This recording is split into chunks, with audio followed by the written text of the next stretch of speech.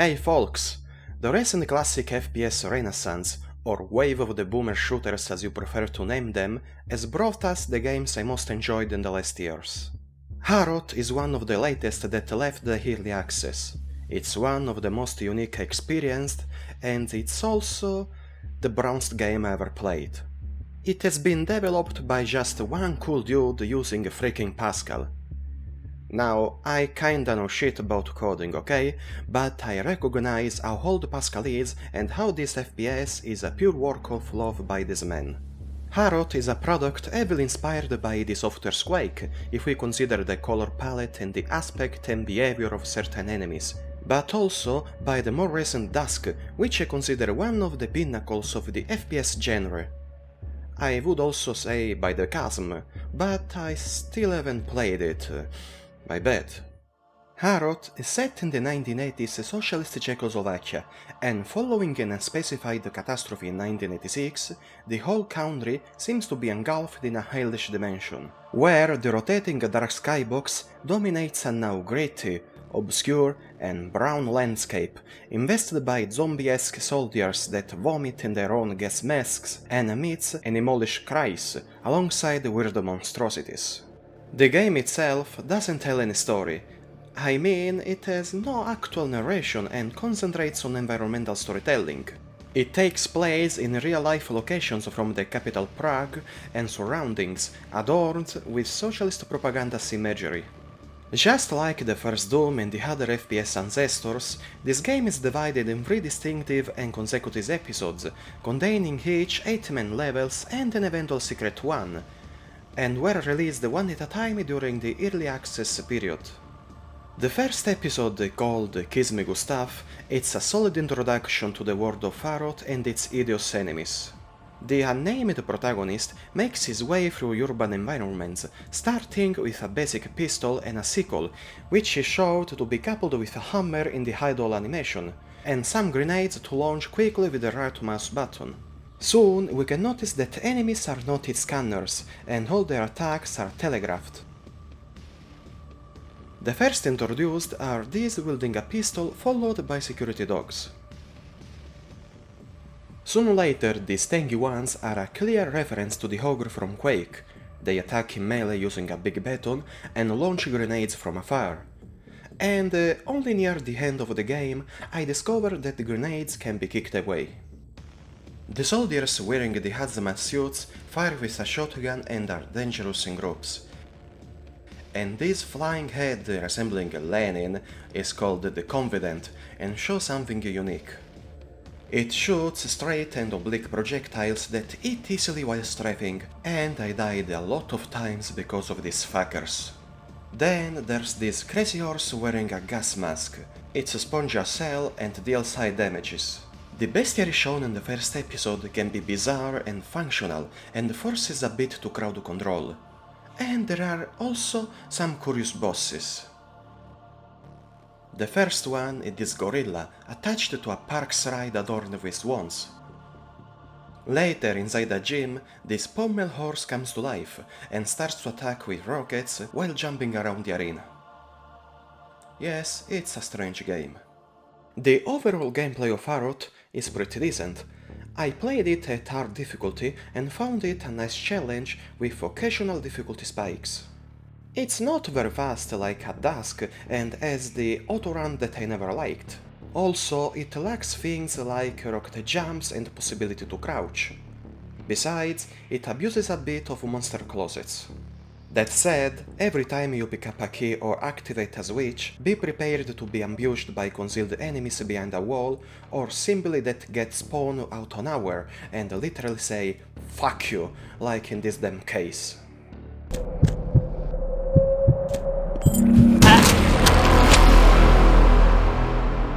Fucking beautiful. Moreover, the scenery is enriched with many interactable amenities, and aside from flashable toilets and breakable light bulbs, there are many other little things like this matryoshka, a projector showing socialist pornography propaganda, this tiny railroad, and even the possibility to drive these motorcycles. I found the given arsenal quite acceptable. The sickle remains a last resort, and the pistol becomes useful when a second one is found so to be dual-wielded. The shotgun and the super shotgun gave me strange vibes regarding the hit detection, because many times the enemies from the right distance didn't receive enough damages, and maybe the spread was too large, and I got reminiscence of Doom 3 and its melee shotgun. And this SMG is kinda strange, because it has poor accuracy even at medium distance and consumes ammo fast. It has been my least appreciated weapon, and sometimes I prefer to switch to the shotgun and get close to enemies. Just saying. Then, the game provides a grenade launcher called the hand cannon that is very powerful and the blasts follow a straight line to the target. It's even great for destroying cracked walls, because the normal grenades usually bounce too far and have a limited range of damage. And always talking about explosives, there are these placeable mines useful to set traps for upcoming enemies. The rest of the arsenal counts on a crossbow available from the second episode, and two experimental weapons very rare to find. The first one is a lighting gun capable of propagating its electric discharge to multiple enemies. And the second is a BFG equivalent called Ball Lighting Launcher that has a nice visual effect. Lastly, there are these bottles of wine that can be both drunk to replenish HP and get a bit dizzy, or thrown like molotovs and set enemies on fire. The levels of the first episode are not that big and there's a bit of verticality. It's a mix of underground sewers and catacombs, with urban open areas and interiors of buildings, but a main issue, believe me, is given by the art style and color palette that easily leads to getting lost, and the auto map comes handy to find out the right destinations. And always due to this issue, I couldn't find many secrets, because all the surfaces seemed the same, and it was difficult to distinguish the right walls. By the way, this first episode is just a good taste of the whole potential of HROT, and the final boss offers a nice battle and portrays an historical political figure in a horrifying way. At the end of the last level, instead of a wall of text describing the current events of an ongoing quest, a freaking receipt showed up, and left me speechless. The second chapter, called The Degustation, is where things start to get serious, and at the end of the first level, I thought, shit just got real now. The levels became bigger, more intriguing, and new enemies are introduced. Freaking cultists armed with axes and guns, alongside variants riding motorcycles and horses. And when this chasing boulder showed up, I shouted, "Are you fucking serious?"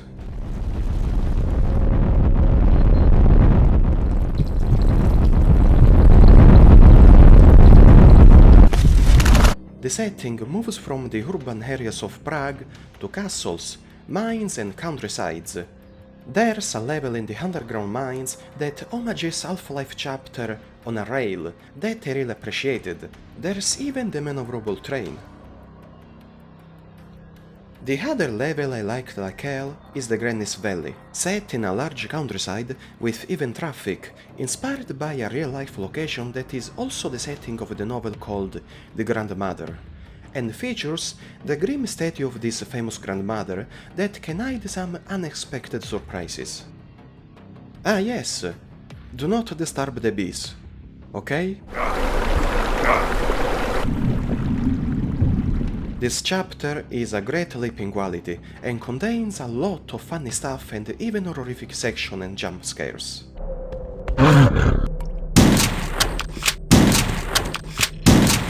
The final boss was also a fun fight, and avoiding spoilers, it reminded me terribly of the severed head of Tao Xiaoping from from Hong Kong 97.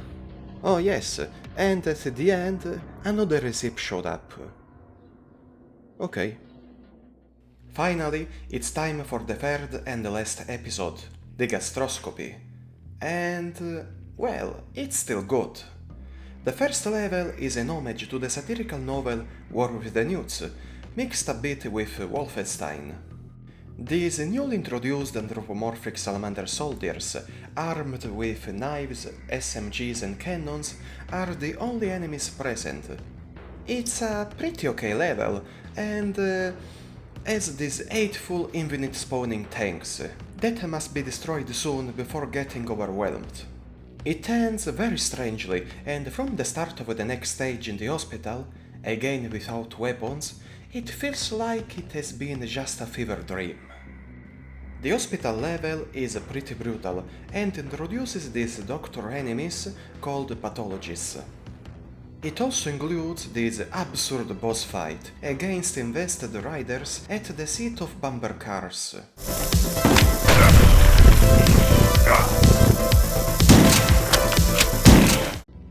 The next stages are set again in the urban areas of Prague, but I found them a bit less intriguing, but still there are glimpses of creativity, like the level George of Prodibrad, where the player can free these little dogs called Prague Ratters that will accompany him and kill small rats as help. And remember to give them treats. They deserve it. The 6th level, located in the railway stations, throw everything against the player, like the Endless from Dusk, just a bit less stylish, and the occasional running trains can be used to kill multiple enemies at once. In the 7th and the last real level, the creator went full meme, and the last 2 bosses are amazing. The first is more like a puzzle than a real battle, and homages a certain sci-fi movie from the 1987. But the final one made me laugh like crazy. Spoil this stuff is a crime, and the author is an absolute madman. I loved it. So, after the credits roll, it's time for the final level. That is quite symbolic and represents a urban legend regarding the Prague astronomical clock. HROT here finishes after about 6 or 7 hours and regards the player with the third and final recipe. It has been really a bizarre and very brownish ride. I can say I really enjoyed it for the most. The second episode gave me great vibes, but the third one falls short and the quality drops in level design in the last few levels. It's visually a very crude game on purpose, and it's also a remarkable work from scratch by a single man. And also sounds very good. At least the music score is exceptional and mixes dark ambiental tunes with more adrenalinic pieces during battles. I found underwhelming the sound effects of some weapons, like the SMG, and that mechanical turrets emit such moans when destroyed. Overall, HROT has a own soul and is a good and solid FPS that deserves your attention. Just endure the odd color palette and some minor problems. As always, a warm thanks to all viewers, and help me endure the terrible heat I'll have to stand this summer with your support. And see you in the next entry.